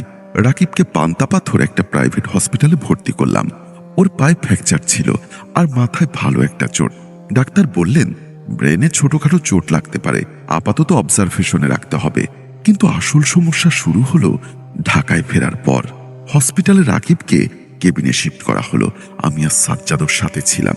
সাজ্জাদ পকেট থেকে একটা টিস্যু বের করে বাথরুমে গিয়ে আমাকে ডাকলো। রাকিবের বাইকের হ্যান্ডেলে পাওয়া সেই চুলের তলাটা সাজ্জাদ ওটা লুকিয়ে এনেছিল। ও বলল, কোনো হ্যালোসিনেশনে ফিজিক্যাল এভিডেন্স পাওয়া যায় না, এই চুলটা স্বাভাবিক না। আমি এসব বিষয়ে তেমন কিছু জানি না বললেই চলে, তাই তৎক্ষণাৎ কোনো চিন্তা না করে তাড়াতাড়ি টিস্যুটা কোমরে ফেলে ফ্ল্যাশ করে দিলাম। দেখ, এসব নিয়ে ভাববি না, যা হয়েছে ভুলে যা। রাকিবের চিকিৎসা চলতে লাগলো। আমরা বাসায় ফিরলাম, কিন্তু সাজ্জাদুর বাসায় গেল না। ওর বাবা খুব কড়া মানুষ, উনি জানতে পারলে বাইক নিয়ে খুব ঝামেলা করবেন। তাই ভয়ে সাজ্জাদ ফার্ম গেটে ওর মেসে ফিরে গেল। ও ভেবেছিল কয়েকদিন পরে মেসে লুকিয়ে থাকলে সব ঠিক হয়ে যাবে, কিন্তু ও জানতো না ও একা ভিড়ছে না। সমস্যাটা প্রকট হলো। ঘটনার 2 সপ্তাহ পর রাত তখন প্রায় 2:30। সাজ্জাদের ফোন। আমি ঘুম ঘুম চোখে ফোন ধরলাম। হ্যালো। ওপাশ থেকে সাজ্জাদের গলা ভেসে এলো। ও ফিসফিস করে কথা বলছিল, কিন্তু গলায় তীক্ষ্ণ আতঙ্ক। আলিফ, ও আমার রুমে। আমি ফিল করছি আমার ঘুম উড়ে গেল। কে তোর রুমে? ও বলল ওই জিনিসটা টেম্পারেচার ড্রপ করেছে। আলভি, আমি নড়তে পারছি না। হঠাৎ ওপাশ থেকে একটা ধস্তাধস্তির শব্দ হলো। মনে হলো মোবাইলটা আছড়ে পড়ল ফ্লোরে। আমি সাথে সাথে বাইক নিয়ে ছুটলাম ফার্ম গেট ওর মেসের দিকে। মেসের গেট বন্ধ ছিল। আমি দারোয়ানকে ডেকে তুললাম। দোতলায় উঠে দেখি সাজ্জাদের রুমের সামনে মেসের অন্য মেম্বাররা দাঁড়িয়ে আছে। ভেতর থেকে অদ্ভুত শব্দ আসছে। আসবাবপত্র ভাঙার আওয়াজ পাওয়া যাচ্ছে। কেয়ারটেকার বলল, ভাই, ও তো সন্ধ্যা থেকে দরজা বন্ধ করে আছে, এখন ভাঙচুর করছে। আমরা পুলিশে খবর দিব ভাবছিলাম। আমি বললাম, না দাঁড়ান, আমি দেখছি। আমি দরজায় ধাক্কা দিলাম। সাজ্জাদ, সাজ্জাদ, দরজা খোল। ভেতর থেকে কোনো মানুষের আওয়াজ এলো না। তার বদলে একটা ভারী আওয়াজ ভেসে আসলো, চলে যা। আমার গায়ের রক্ত হিম হয়ে গেল। এটা সাজ্জাদের গলা না। আমরা কয়েকজন মিলে দরজা ভাঙার চেষ্টা করলাম। 3-4টা ধাক্কার পর সিটকেনি ভেঙে গেল। রুমের ভেতরটা লন্ডভন্ড। লাইট অফ, শুধু রাস্তার ল্যাম্পপোস্টের আলো আসছে। আমরা টর্চ চালালাম। দেখলাম সাজ্জাদ খাটের নিচে। হ্যাঁ, ও খাটের নিচে অদ্ভুতভাবে কুঁকড়ে আছে। ওর সামনে একটা পলিথিন ব্যাগ। ওখান থেকে কি যেন বের করে খাচ্ছে। সাজ্জাদ, আমি ডেকে উঠলাম। ও খাটের নিচ থেকে বেরিয়ে এলো, কিন্তু স্বাভাবিক না। ও 4 হাত পায়ে ভর করে হাঁটছে। ওর চোখের মনি যেন উল্টে গেছে। কি তোরা ভেবেছিলি সব শেষ? সেদিন ইচ্ছা করে ছাড় দিয়েছিলাম।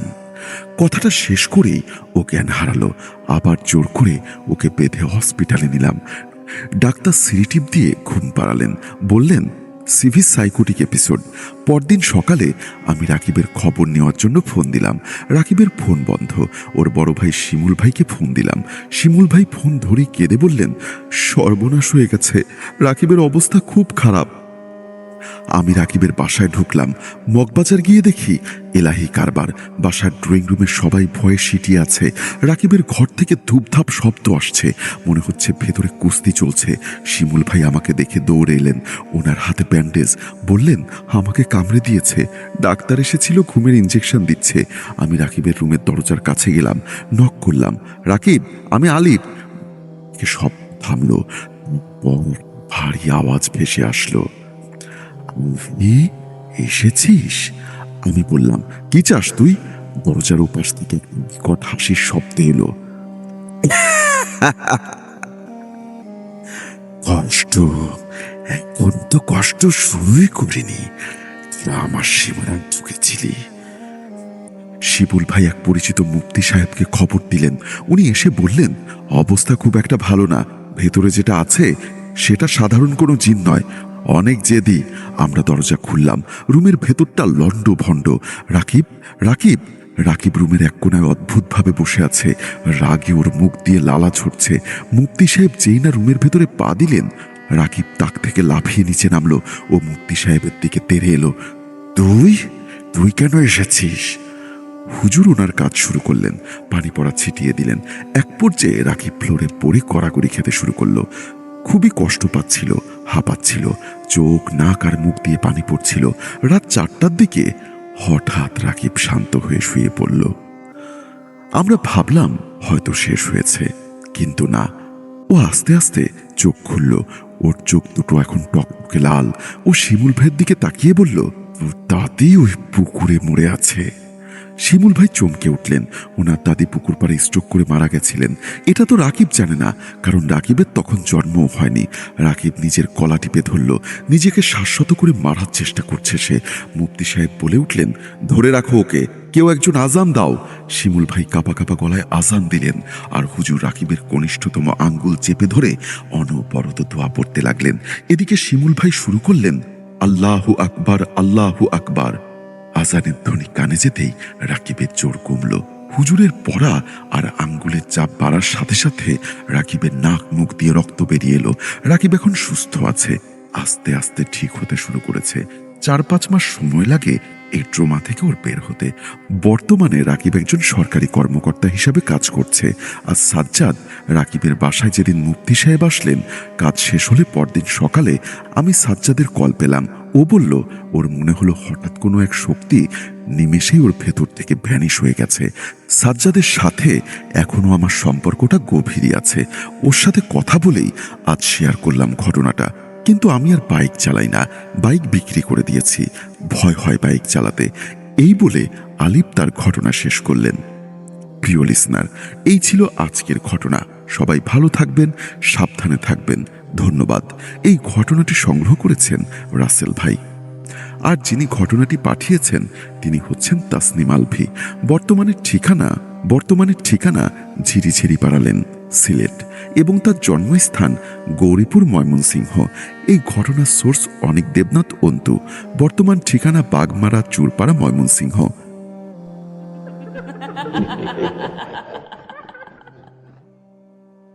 তো চলুন আর কথা না বাড়িয়ে সরাসরি চলে যাই আমাদের আজকের ঘটনার মূল অংশে। ঘটনাটি ঠিক যেভাবে লেখা আছে আমি সেভাবেই পড়ার চেষ্টা করছি। সাভারের নাম না জানা এক ফ্ল্যাট বাড়ি থেকে আসা এই মেলটি আপনাকে আজ রাতে ঘুমোতে দেবে না। শুরু করছি সাব্বিরের পাঠানো সেই বিভৎস অভিজ্ঞতার প্রথম ধাপ। সাদ ভাই, ঘটনাটি মাস তিনেক আগের। আমরা সাভারের একটা নতুন ফ্ল্যাটে উঠি। ফ্ল্যাটটা বেশ বড় আর ভাড়াটাও ছিল অবিশ্বাস্য রকমের কম। কিন্তু ওঠার পর থেকেই আমরা লক্ষ্য করলাম আমাদের পাশের ফ্ল্যাটটা সবসময় বন্ধ থাকে। একদিন হঠাৎ দেখলাম সেই ফ্ল্যাটে একজন মাঝবয়সী মহিলা ভাড়া এসেছেন। মহিলাটি সবসময় একটা কুচকুচে কালো বোরখা পরে থাকতেন, যার নিচ দিয়ে শুধু তার পা দুটো দেখা যেত। কিন্তু সাদ ভাই, তার পা দুটোর দিকে তাকালে কলিজা শুকিয়ে যেত। তার চামড়া ছিল অনেকটা পোড়া চামড়ার মতো, খসখসে আর ধূসর রঙের। একদিন মাঝরাতে হঠাৎ আমাদের দেয়ালের ওপাশ থেকে একটা বিকট শব্দ আসতে শুরু করলো।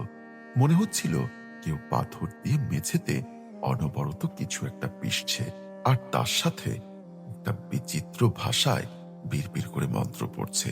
কৌতূহলবশত আমি ড্রিল মেশিন দিয়ে দেওয়ালে ছোট্ট একটা ফুটো করে ওপাশে তাকানোর চেষ্টা করলাম।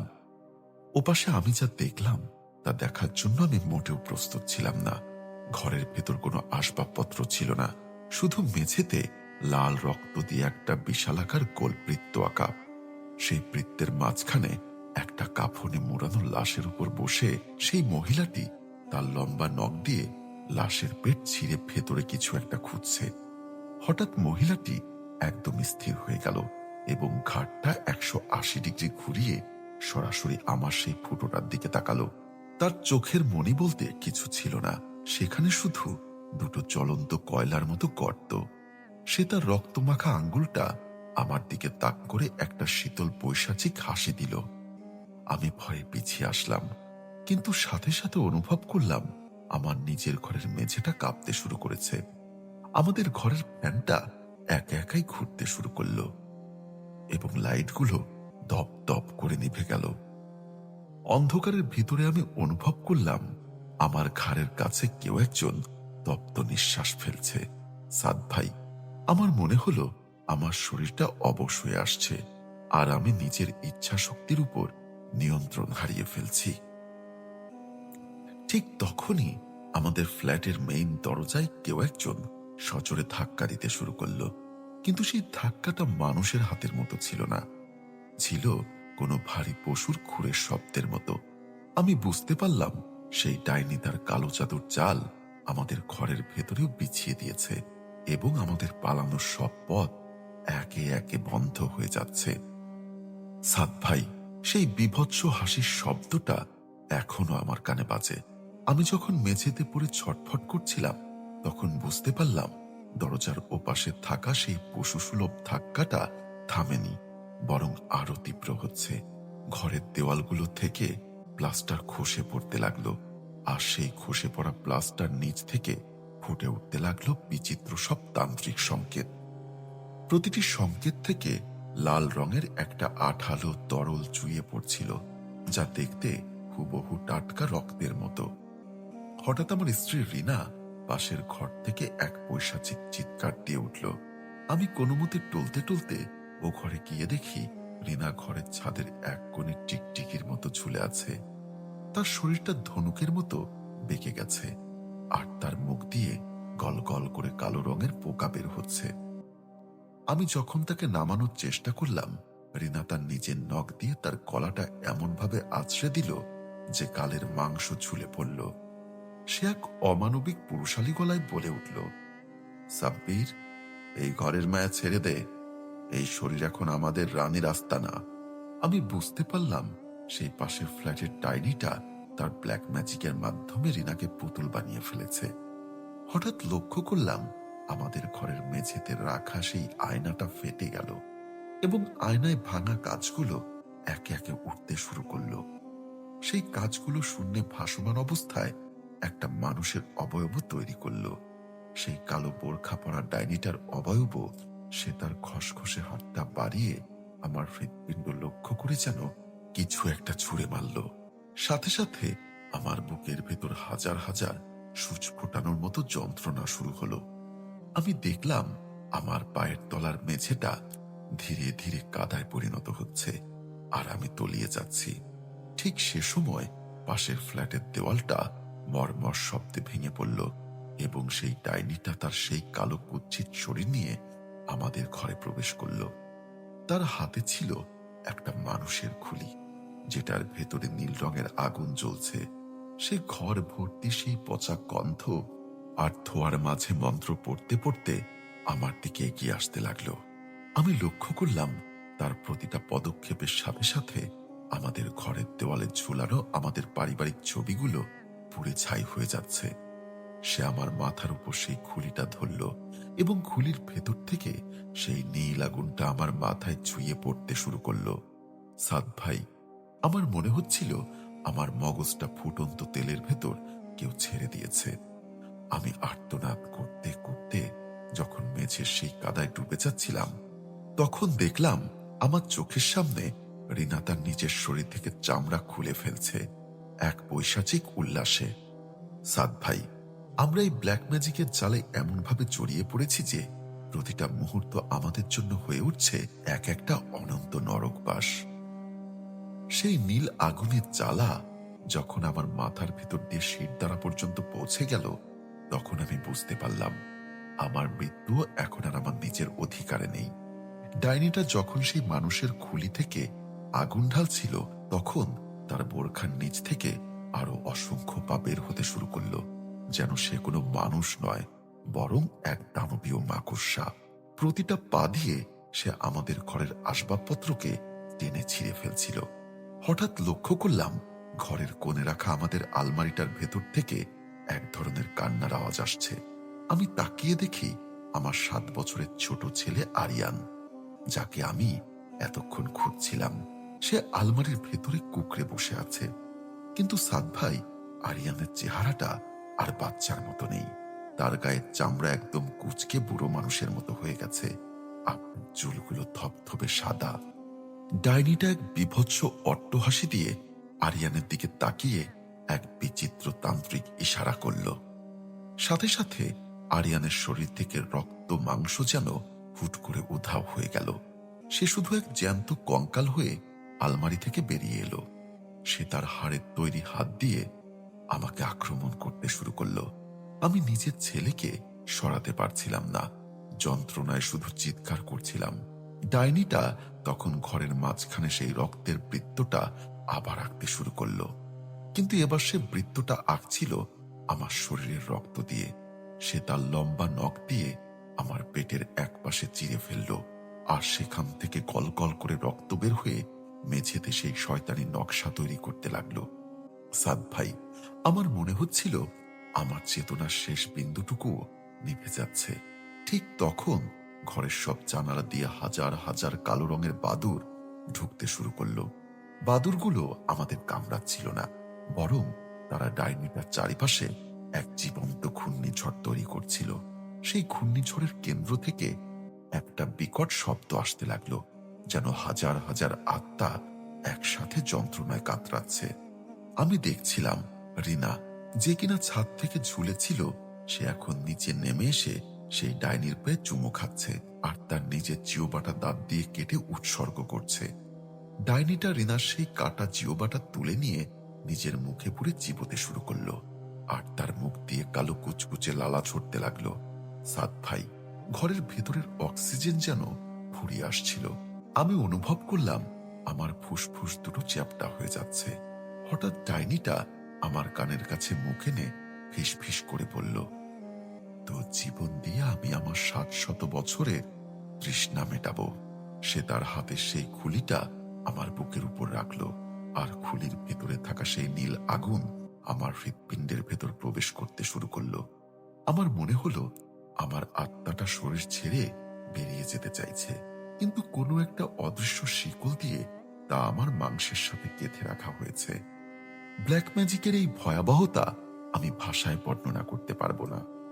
আমার ঘরের দেওয়ালে টাঙানো ঘড়িটা তখন উল্টো দিকে ঘুরতে শুরু করেছে আর প্রতিটি সেকেন্ডের সাথে সাথে আমার বয়স যেন ১০০০ বছর বেড়ে যাচ্ছে। আমি বুঝতে পারলাম এই ফ্ল্যাটে আসাটা আমার জীবনের সবচেয়ে বড় ভুল ছিল, কিন্তু এখন আর ফিরে যাওয়ার কোনো পথ নেই। আমাদের চোখের সামনেই আমাদের পরিচয়, আমাদের অস্তিত্ব এক এক করে ধুলোয় মিশে যাচ্ছিল আর ডাইনিটা তার সেই বীভৎস জগৎকে আমাদের এই ড্রয়িং রুমের ভেতর প্রতিষ্ঠিত করে ফেলেছিল। সেই নীল আগুনের দহনে আমার শরীর যখন কয়লার মতো কুকড়ে যাচ্ছিল, তখন সেই ডাইনিটা তার কুৎসিত হাত দিয়ে আমার মাথার চুল মুঠো করে ধরল। সে আমার মুখটা জোরে করে উঁচিয়ে ধরল, যাতে আমি আমার নিজের পরিবারের ধ্বংসলীলা স্পষ্ট দেখতে পাই। সাদ ভাই, আমি দেখলাম রিনা এখন আর কোনো মানুষ নেই। তার গায়ের চামড়াগুলো পচা কাগজের মতো খসে খসে পড়ছে আর নিচ থেকে বের হয়ে আসছে এক অদ্ভুত লালচে মাংসের পিণ্ড, যা অনবরত স্পন্দনিত হচ্ছে।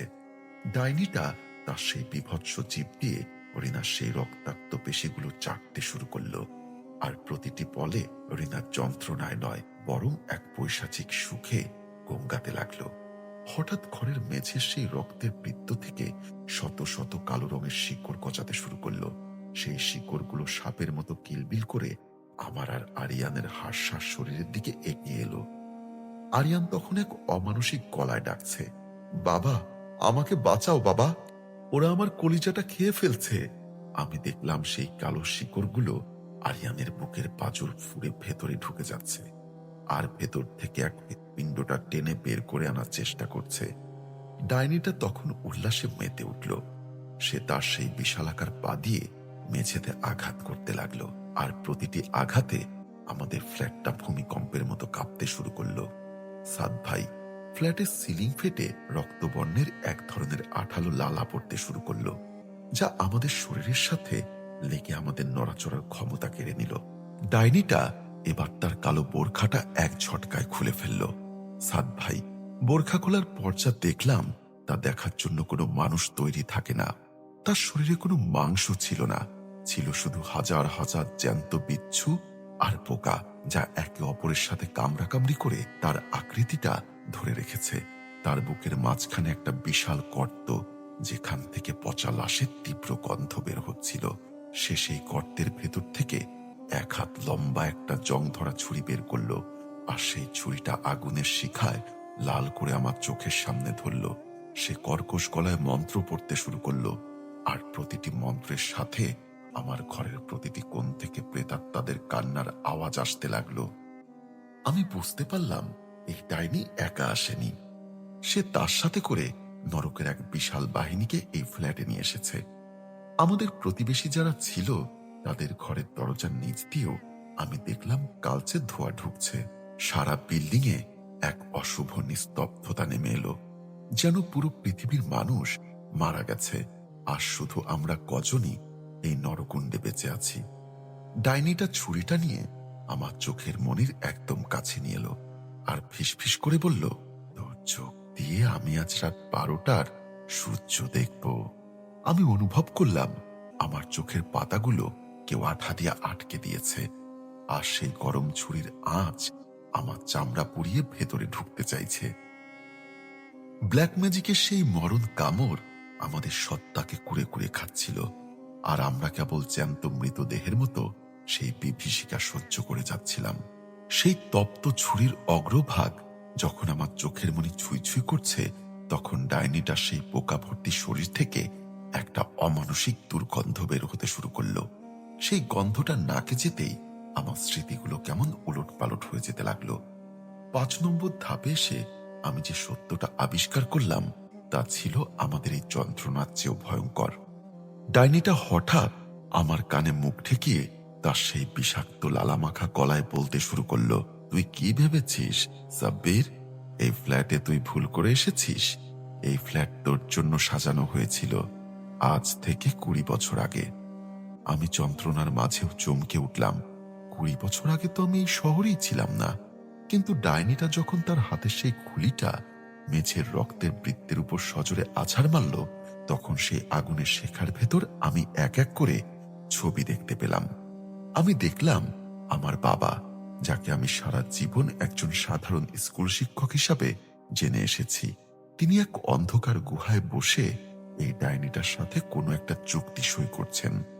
বাবার হাতে ছিল সেই একই তামাটে চাবি, আর মায়ের কপালে ছিল রক্ত দিয়ে লেখা সেই অভিশপ্ত তান্ত্রিক চিহ্ন।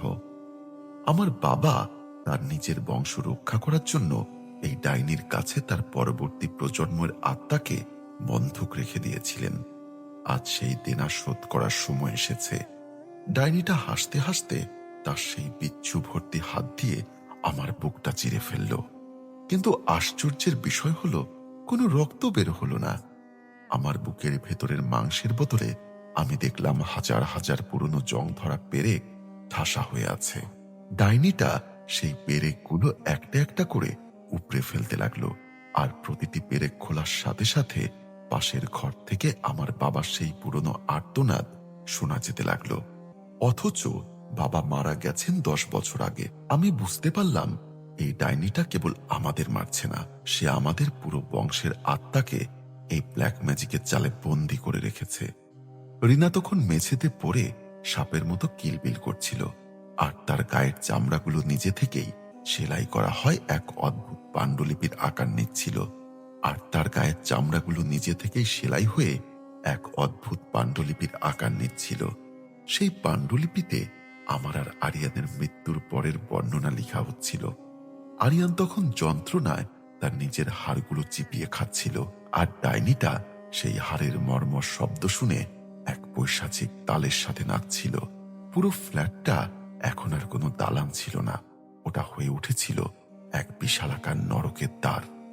দেওয়ালের সেই তান্ত্রিক চিহ্নগুলো থেকে এবার জ্যান্ত মানুষের হাত বেরিয়ে আসতে লাগলো, এবং তারা আমাদের চাপতে ধরে দেওয়ালের ভেতর টেনে নেবার চেষ্টা করতে লাগলো। সাদ ভাই, আমি বুঝতে পারলাম আমাদের রক্ত, মাংস আর আত্মা দিয়ে এই ডাইনিটা তার সেই ৭০০ বছরের পুরনো অভিশপ্ত শরীরকে আবার জ্যান্ত করে তুলেছে। আমার চোখের সামনেই দেখলাম আমাদের ফ্ল্যাটের মেইন দরজাটা চিরতরে হারিয়ে গেল, এবং সেখানে শুধু পাথরের এক প্রকাণ্ড দেওয়াল গজিয়ে উঠল। আমরা এখন এই ব্ল্যাক ম্যাজিকের এক অন্তহীন কুঠুরিতে বন্দী, যেখান থেকে মুক্তির কোনো পথ নেই। এমনকি মৃত্যু আমাদের এই যন্ত্রণা থেকে রেহাই দিতে পারছে না। সেই পাথরের দেওয়াল যখন আমাদের বাহিরের জগৎ থেকে চিরতরে বিচ্ছিন্ন করে দিল, তখন ডাইনিটা তার সেই বিচ্ছুয়ার পোকা দিয়ে তৈরি অবয়বটা নিয়ে আমার একদম গায়ের উপর উঠে এলো। তার শরীরের প্রতিটি পোকা তখন আমার খোলা ক্ষত দিয়ে আমার মাংসের ভেতরে ঢুকতে শুরু করছে। সাদ ভাই, জ্যান্ত অবস্থায় নিজের শরীরের ভেতর হাজার হাজার পোকার কামড় আর তাদের নড়াচড়া অনুভব করা যে কতটা যন্ত্রণাদায়ক, তা আমি কাউকে বোঝাতে পারবো না। ডাইনিটা তার সেই পচা গর্তের মতো মুখটা খুলে আমার শ্বাসনালীটা কামড়ে ধরল, কিন্তু সে আমাকে মারল না, বরং তার মুখ থেকে এক ধরনের ঘন কালো বিষাক্ত লালা আমার শরীরের ভেতর ঢেলে দিতে লাগলো। সেই লালা আমার রক্তকে জমাট বাঁধিয়ে কালচে পাথরের মতো শক্ত করে দিচ্ছিল। আমি দেখলাম আমার হাতের আঙ্গুলগুলো পচে খসে পড়ছে, কিন্তু আমার স্নায়ুগুলো তখনও সজাগ। রিনা তখন সেই মেঝের রক্তের বৃত্তের উপর একদম উলঙ্গ অবস্থায় পড়ে আছে, এবং তার শরীর থেকে একে একে হাড়গুলো বেরিয়ে এসে সেই ডাইনির বসার জন্য একটা সিংহাসন তৈরি করছে। সাদ ভাই, নিজের স্ত্রীর হাত দিয়ে তৈরি সিংহাসনে সেই পিশাচিনীকে বসতে দেখার চেয়ে বড় অভিশাপ আর কি হতে পারে। আরিয়ান তখন কঙ্কালসার অবস্থায় সেই সিংহাসনের পাশে দাঁড়িয়ে তার নিজের চোখের মণি দুটো ছিঁড়ে ডাইনিকে উপহার দিল। ডাইনিটা সেই মণি দুটো আঙ্গুর ফলের মতো চিবিয়ে খেল, আর তার মুখ দিয়ে পচা রক্তের কষ বেরিয়ে পড়তে লাগলো। ঠিক তখন ফ্ল্যাটের ছাদটা হুড়মুড় করে ভেঙে পড়ল এবং সেখান থেকে ঝুলে পড়ল শত শত উল্টো হয়ে থাকা মরদেহ। তাদের আবার গলায় আমার বাবার নাম লেখা একটা করে তামাটে চাবি ঝুলছে। তারা সবাই একসাথে দুলতে দুলতে এক বিচিত্র সুরে বলতে লাগলো, সাব্বির, তুই তো আমাদেরই বংশের রক্ত, আমাদেরই নরক যাত্রায় তুই একাকী কেন থাকবি? সাদ ভাই, আমি বুঝতে পারলাম এই ফ্ল্যাটটা আসলে একটা ডাইজেস্টার, যেখানে আমাদের পুরো বংশের আত্মাকে ডাইনিটা ব্ল্যাক ম্যাজিক দিয়ে একীভূত করে একটা বিশাল দানবীয় সত্তা তৈরি করার চেষ্টা করছে। ডাইনিটা তার সিংহাসন থেকে উঠে এসে আমার বুকে সেই পেরেক উপড়ানো গর্তে তার একটা হাত ঢুকিয়ে দিল এবং আমার শিরদাঁড়াটা শক্ত করে চেপে ধরল। সে এক হ্যাঁচকায় আমার শিরদাঁড়াটা শরীর থেকে আলাদা করার চেষ্টা করছিল, আর প্রতিটি টান দেওয়ার সাথে সাথে আমার চোখের সামনে আমার ছোটবেলা থেকে আজ পর্যন্ত সব স্মৃতি ঝলমল করে উঠছিল আর মুছে যাচ্ছিল। মনে হচ্ছিল আমার অস্তিত্বকে কেউ একটা ইরেজার দিয়ে ঘষে ঘষে তুলে ফেলছে। আমার ঘরের সেই দপদপ করা লাইটগুলো এখন রক্তবর্ণ ধারণ করেছে এবং সেই আলোতে আমি দেখলাম দেওয়ালের প্রতিটি কোণ থেকে পচা মানুষের চুল গুছিয়ে পুরো ঘরটাকে একটা জঙ্গল বানিয়ে ফেলছে। সেই চুলের জঙ্গলে আমরা সবাই মাকড়সার জালে আটকা পড়া পতঙ্গের মতো ছটফট করছিলাম। ডাইনিটা তখন এক বিকট হুঙ্কার দিয়ে আকাশের দিকে মুখ করল এবং তার মুখ দিয়ে হাজার হাজার কালো ধোয়ার প্রেতাত্মা বেরিয়ে পুরো বিল্ডিং এর অন্য ফ্ল্যাটগুলোতে ছড়িয়ে পড়ল। আমরা শুধু একা মরছি না, এই ডাইনি পুরো শহরটাকে তার ব্ল্যাক ম্যাজিকের শ্মশান বানানোর নীল নকশা চূড়ান্ত করে ফেলেছে। আমার শরীরটা এখন আর আমার নেই, ওটা এখন এক জড়পিণ্ডে পরিণত হয়েছে, যা কেবল ওই ডাইনির ইশারায় নড়াচড়া করছে। সাদ ভাই, সেই শির দ্বারা টেনে বের করার অসহ্য যন্ত্রণার মাঝে আমি যখন শেষবারের মতো নিজের সত্তাকে ফিরে পাবার চেষ্টা করছিলাম, তখন দেখলাম ডাইনিটার সেই সিংহাসন থেকে রিনার হাড়গুলো নড়ে চড়ে উঠল। রিনার সেই হাড়গুলো এখন আর সাদা নেই, সেগুলো আগুনের তাপে কালচে বেগুনি রং ধারণ করেছে। ডাইনিটা তার সেই বীভৎস থাবা দিয়ে আমার চোয়ালটা দুহাতে চেপে ধরল এবং তার মুখ থেকে এক দীর্ঘ পৈশাচিক জিভ বের করে আমার গলার ভেতর ঢুকিয়ে দিল। আমার মনে হচ্ছিল আমার নাড়ি ভুঁড়িগুলো কেউ উপড়ে বের করে আনছে। সেই জিভটা আমার শরীরের ভেতর দিয়ে নেমে গিয়ে আমার নাভি পর্যন্ত পৌঁছে গেল এবং সেখান থেকে আমার জীবনের শেষ অবশিষ্ট বিন্দুগুলো শুষে নিতে লাগলো। ঠিক তখন ঘরের সেই চুলের জঙ্গল থেকে বেরিয়ে এলো আমার বাবার কঙ্কাল, যার হাতে ছিল সেই লাল কাপড়ে মোড়ানো অভিশপ্ত পাণ্ডুলিপি। বাবা সেই কঙ্কাল হাতে নিয়েই ডাইনিটার পায়ের কাছে নতজানু হয়ে বসলেন। ডাইনিটা বাবার মাথার খুলির উপর পা রেখে এক অমানসিক গর্জন করে উঠল, আর সেই গর্জনের সাথে সাথে আমাদের ফ্ল্যাটের মেঝেটা ফেটে গিয়ে পাতালপুরীর এক বিষাক্ত নর্দমা উন্মোচিত হল। সেই নর্দমার ভেতর থেকে কোটি কোটি কালো সাপ বেরিয়ে এসে আরিয়ানের কঙ্কালসার শরীরটাকে পেঁচিয়ে ধরল। আরিয়ান তখন যন্ত্রণায় চিৎকার করতে করতে তার নিজের ছুরিটা দিয়ে আবার কপালে 3 কোণা তান্ত্রিক চিহ্ন খোদাই করল। সেই চিহ্ন থেকে আগুন বের হয়ে আমার মস্তিষ্কের কোষগুলোকে কয়লার মতো পুড়িয়ে দিচ্ছিল। ডাইনিটা তখন তার সিংহাসনে বসে এক বিচিত্র তালের সাথে তার মাথা ঘোরাতে শুরু করল, আর তার প্রতিটা ঘূর্ণনের সাথে আমার শরীরের অঙ্গ প্রত্যঙ্গগুলো নিজের স্থান পরিবর্তন করতে লাগলো। আমার হাতগুলো আমার পায়ের জায়গায় চলে গেল, আর আমার পা দুটো ঘাড়ের পাশ দিয়ে বের হয়ে এলো। আমি এক বিভৎস মাংসের দলায় পরিণত হলাম, যা কেবল নিঃশ্বাস নিতে পারছে কিন্তু কোনো চিৎকার করতে পারছে না। দেওয়ালের সেই জ্যান্ত হাতগুলো এখন আমাদের আরো জোরে আঁকড়ে ধরেছে এবং তাদের নখগুলো আমাদের মাংসের ভেতর এমনভাবে গেঁথে গেছে যে আমাদের শরীর থেকে আর আলাদা করা সম্ভব নয়। ঘরের কোণে থাকা সেই আলমারিটা এবার সশব্দে খুলে গেল এবং সেখান থেকে এক কুচকুচে কালো ধোঁয়া বের হয়ে এক বিশালাকার আকৃতি ধারণ করল, যা দেখতে অনেকটা ওই ডাইনির মতোই, কিন্তু তার মাথায় ছিল শত শত বাঁকানো শিং। সেই ছায়াটা এসে ডাইনিটার কপালে চুমু খেল এবং মুহূর্তের মধ্যে পুরো ফ্ল্যাটটা এক পচা মাংসের কারখানায় পরিণত হল।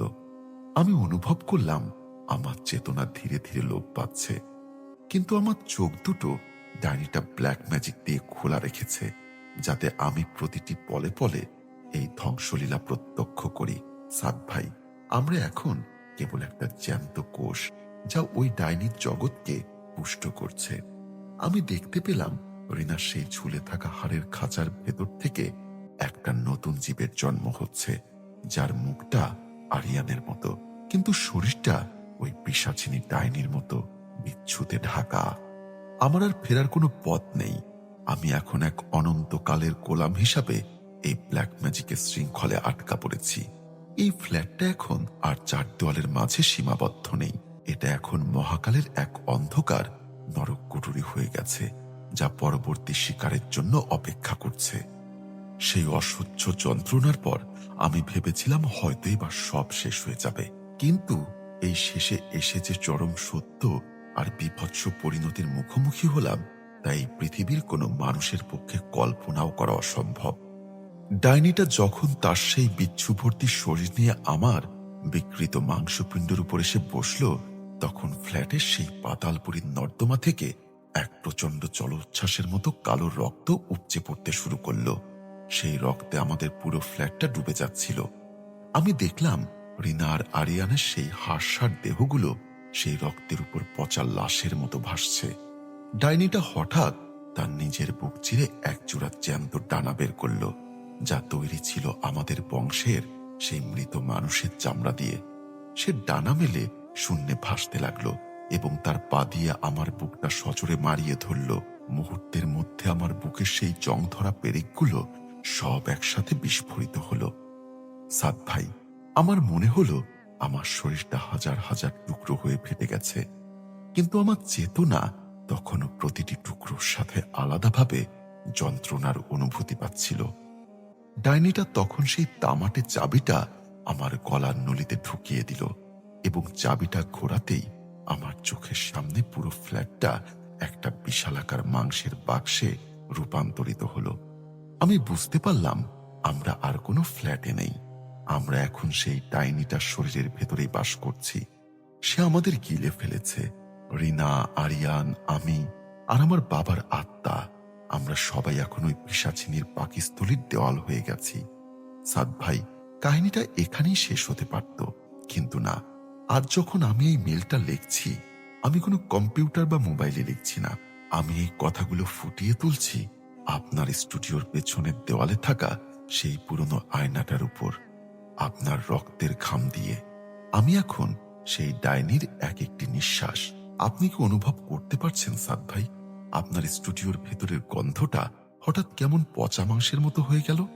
আপনি কি দেখতে পাচ্ছেন আপনার সামনের মাইক্রোফোনটা ধীরে ধীরে মানুষের হাড়ের মতো সাদা হয়ে যাচ্ছে? সেই ডাইনিটা এখন আর সাভারের ফ্ল্যাটে নেই। সে এখন এই গল্পের মাধ্যমে আপনার কানে, আপনার মগজে আর আপনার স্টুডিওর প্রতিটি কোণায় ঢুকে পড়েছে। আমি সাব্বির এখন আর কোনো মানুষ নই, আমি এখন কেবল ওই ডাইনির একটা মরণ মন্ত্র। সাদ ভাই, আপনি যখন এই গল্পটা শেষ করবেন, তখন একবার আপনার পেছনের দেওয়ালের দিকে তাকাবেন। দেখবেন সেই কালো বোরখা পরা ডাইনিটা আপনার কাঁধে তার বিচ্ছু ভর্তি হাতটা রেখেছে, আর তার সেই জং ধরা ছুরিটা আপনার গলার কাছে ঝকঝক করছে। আমাদের মুক্তি হয়নি, আর আপনারও হবে না। ব্ল্যাক ম্যাজিকের এই চক্রে এখন আপনিও আমাদের পরবর্তী ধারক। ডাইনিটা আসছে সাদ ভাই, শুনতে পাচ্ছেন সেই পৈশাচিক খিলখিল হাসি? সে এখন আপনার ভেতর দিয়ে পরবর্তী শিকারের সন্ধানে বের হবে। অন্তত নরকের ওপার থেকে আপনাদের জন্য অপেক্ষা করছি। এই ছিল আমার ঘটনা। Thank you so much. অনেক সুন্দর একটি ঘটনা আপনি আমাদেরকে পাঠিয়েছেন, এবং অনেস্টলি স্পিকিং আমি যখন এই ঘটনাটা পড়ছিলাম এবং আপনি লাস্টে যখন বলছিলেন, আমাকে উদাহরণ দিয়ে আপনি বলছিলেন যে আমি যে মাইক্রোফোনটাতে কথা বলছি সেটা এখন একটা মানুষের হাড্ডি হয়ে গেছে। কোনো একটা ডাইনি আমার পেছনে এসে দাঁড়িয়েছে এবং তার মুখ থেকে শত শত কালো বিচ্ছু বের হয়ে আসছে। এবং আপনি এটাও বলেছেন যে আপনার রক্তে আমার স্টুডিওর পেছনের যে আয়নাটা, আপনি এই গল্পটা সেই রক্ত দিয়ে সেই আয়নায় লিখেছেন। আমি বুঝতে পারছি যে এটা কাব্যিক ভাষায় আপনি বলেছেন, আপনার লিখার ভাষাতে আপনি বলেছেন, মানে আপনার ভাষাতে আপনি বলেছেন। কিন্তু মানে আমি নিজেও অবাক হয়েছি যে উনি যখন বলছিল, আমি আসলে ফিল করছিলাম। আমার কাছে মনে হচ্ছিল যে আসলেও আমার পেছনে কেউ দাঁড়িয়ে আছে। আমার কাছে মনে হচ্ছিল যে আমি যে ঘটনাটা আপনাদেরকে শোনাচ্ছি, যে মাইক্রোফোনটা আমি ইউজ করছি, আসলেও কি ওটা মাইক্রোফোন নাকি ওটা হাড্ডি? আমি ঠিক বুঝে উঠতে পারছিলাম না। বাট আমার ভেতরেও একটা ভয় কাজ করছিল।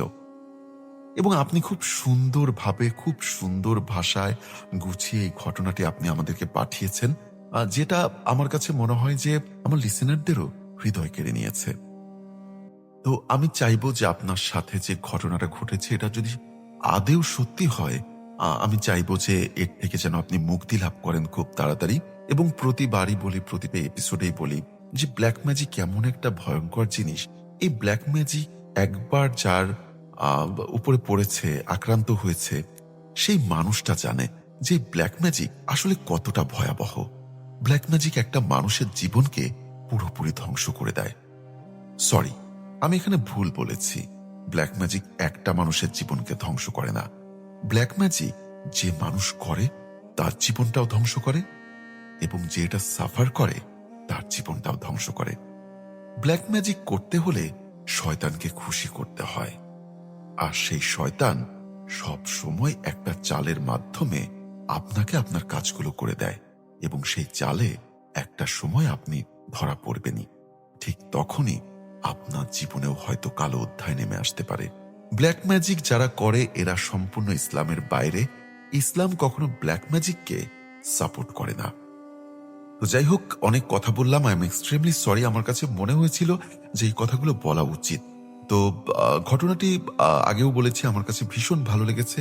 এখনো বলছি, এই ঘটনাটি যারা শুনছেন আপনাদের কেমন লেগেছে আমাদেরকে একটু জানাবেন। কমেন্টস বক্সে আমাকে জানাতে পারবেন। এবং যদি আপনারা ঘটনা পাঠাতে চান তাহলে কিন্তু মেল করে আপনারা ঘটনা পাঠাতে পারেন, এবং সেটার জন্য আপনাদেরকে যেটা করতে হবে, আমাদের ভিডিও ডেসক্রিপশন বক্সে আপনারা দেখতে পাবেন একটি মেল দেওয়া। ওই ইমেলে আপনি আপনার ঘটনাগুলো পাঠাতে পারেন। যাই হোক, অসংখ্য ধন্যবাদ। সবাই অনেক ভালো থাকেন, সুস্থ থাকেন, এবং যিনি আমাদেরকে এই ঘটনাটি পাঠিয়েছেন তাকেও অসংখ্য ধন্যবাদ। আমি আবারও বলছি যে আমি দোয়া করি আপনার এই ঘটনাটি যদি সত্যি হয়, আপনি যেন এই জায়গাটা থেকে বের হয়ে এসে সুস্থ স্বাভাবিকভাবে জীবনযাপন করতে পারেন। তো যাই হোক, আমরা এখন চলে যাব পরবর্তী ঘটনায়। চলুন শুনে আসা যাক আমাদের পরবর্তী ঘটনা। আশা করছি এই ঘটনাটিও আপনাদের হৃদয়